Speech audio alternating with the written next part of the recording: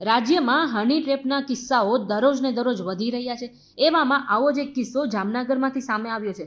જામનગરમાં વધુ એક વ્યક્તિએ હની ટ્રેપની ફરિયાદ નોંધાવી છે.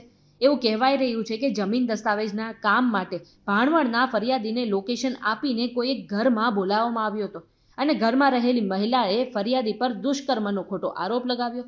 જો કે નકલી પોલીસ બનીને આવેલા શખ્સોએ કેસ સેટલમેન્ટના નામે ફરિયાદી પાસેથી 5.95 લાખ રૂપિયાની રકમ પણ પડાવી હતી. આટલું જ નહીં, આ ઘટના પછી પણ આરોપીએ ફરિયાદીને ધમકાવવાનું શરૂ રાખ્યું અને મહિલાને હોસ્પિટલમાં દાખલ કરાઈ હોવાનું કહીને વધુ 1.5 લાખ રૂપિયાની માંગ કરી હતી. અને આટલું જ નહીં, રાજકોટમાં આરોપીઓએ વ્યક્તિની કારમાં રાખેલા 35,000 લૂંટી ગયા હોય ને એવો પણ દાવો કરવામાં આવ્યો છે. આમ કુલ 6.31 લાખ રૂપિયાને લઈને ફરિયાદીએ મહિલા સહિત 7 લોકો સામે અત્યારે ફરિયાદ નોંધાવી છે, જેમાંથી પોલીસે મુખ્ય આરોપીની ધરપકડ પણ કરી લીધી છે અને બીજા અન્ય આરોપીની શોધખોળ હજુ ચાલુ છે.